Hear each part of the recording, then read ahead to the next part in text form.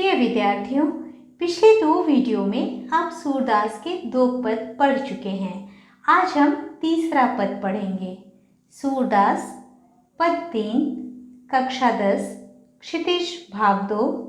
प्रस्तुति निरुपमा कुमारी, रामरुद्र +2 उच्च विद्यालय, चास, बोकारो, झारखंड। इस पद में ब्रजभाषा के कुछ शब्द आपको कठिन लग सकते हैं। आइए इनके अर्थ जानते हैं।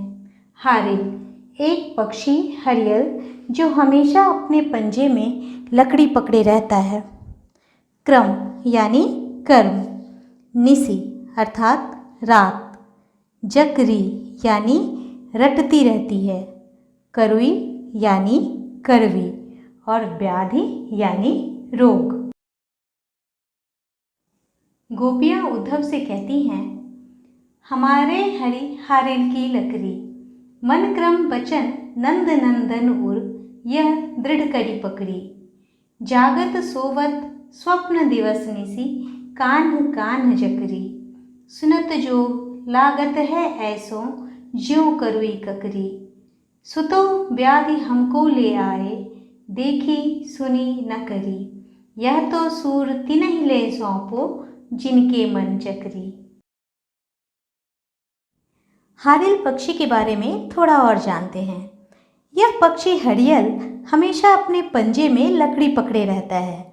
यह अपने पैर जमीन पर नहीं रखता। यह महाराष्ट्र का राजकीय पक्षी है। अब इस पद का अर्थ देखते हैं।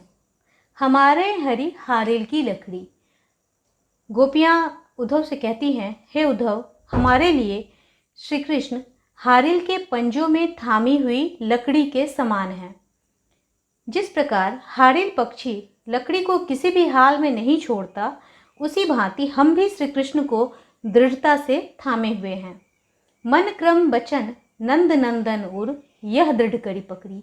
मन से, कर्म से और वचन से श्री कृष्ण को अपने हृदय में हमने दृढ़ता के साथ धारण किया हुआ है। जागत सोवत स्वप्न दिवस निसी, कान्ह कान्ह जकरी। जागते सोते सपने में दिन रात हम कान्हा कान्हा की ही रट लगाए रहती हैं। सुनत जोग लागत है ऐसो, ज्यों करुई ककरी। और योग का संदेश सुनकर ऐसा लगता है मानो कड़वी ककड़ी खाली हो। सुतो व्याधि हमको ले आए, देखी सुनी न करी। तुम तो हमारे लिए एक रोग लेकर आ गए हो, जिसे न कभी हमने देखा, न सुना और ना ही कभी किया। यह तो सूर तिन्हि ले सौंपो, जिनके मन चकरी। और वह कहती हैं कि यह ज्ञान तो उनको जाकर दो जिनका मन चक्री के समान चंचल है। हमारा मन तो श्री कृष्ण के प्रेम पर ही स्थिर है, एकाग्र है। इसीलिए हमें इस संदेश की कोई आवश्यकता नहीं है। हम तो पूर्ण रूप से श्री कृष्ण की दीवानी हैं। हम यह योग संदेश का क्या करेंगी।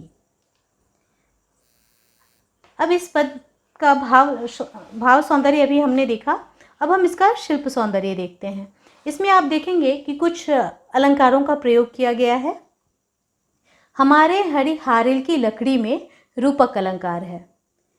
अत्यंत समानता दर्शाने के लिए, उपमेय और उपमान को अभिन्न दर्शाने के लिए यदि एक कर दिया जाए तो वहाँ रूपक अलंकार होता है। जैसे चरण कमल, यहाँ पर ये नहीं बोला गया है कि चरण कमल के समान है, बल्कि ये कहा गया है कि चरण ही कमल है। ठीक इसी प्रकार यहाँ हमारे हरि हारिल की लकड़ी कहा गया है। यह नहीं कहा गया है कि हरि हारिल की लकड़ी के समान है। तो यहाँ पर रूपक अलंकार है। अगली पंक्ति है, सुनत जोग लागत है ऐसो, ज्यों करुई ककरी। यहाँ उपमा अलंकार है। जब किसी वस्तु या व्यक्ति की विशेषता दर्शाने के लिए उसकी तुलना समान गुण वाले वस्तु या व्यक्ति से की जाती है तो वहाँ उपमा अलंकार होता है। अब यहाँ पर योग की तुलना किससे की गई है? करुई ककड़ी से, तो इसीलिए यहाँ पर उपमा अलंकार है। इसके अलावा इसमें अनुप्रास अलंकार भी हैं, जैसे हमारे हरि हारिल में ह वर्ण की आवृत्ति के कारण। इसके बाद आप आगे देखेंगे नंद नंदन, यहाँ भी 9 वर्ण की आवृत्ति है। कड़ी पकड़ी, इसमें रौ वर्ण की आवृत्ति है। करुई ककड़ी इसमें क वर्ण की आवृत्ति है। इस तरह से इसमें अनुप्रास अलंकार के उदाहरण भी मिलते हैं। अब इन प्रश्नों के उत्तर दीजिए। गोपियां कृष्ण को क्या बताती हैं और क्यों? गोपियां कृष्ण को हारिल की लकड़ी बताती हैं, क्योंकि जिस प्रकार हारिल अपने पंजे में लकड़ी को थामे रहता है, उसे कभी नहीं छोड़ता, ठीक इसी प्रकार गोपियां भी अपने हृदय में दृढ़ता से कृष्ण को बसाए हुए हैं और उसे नहीं छोड़ सकती। दूसरा प्रश्न है, गोपियों को योग का संदेश कैसा लगता है? गोपियों को योग का संदेश कड़वी ककड़ी के समान लगता है। तीसरा प्रश्न है, गोपियों ने योग की आवश्यकता कैसे लोगों के लिए बताई है?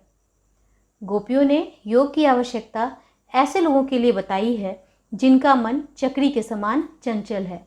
गोपियों का मन तो श्री कृष्ण के प्रेम में एकाग्र है, उन्हें इसकी कोई आवश्यकता नहीं है। आशा है आपने इस पद को समझा होगा और इससे संबंधित अन्य प्रश्नों के उत्तर भी दे पाएंगे। धन्यवाद।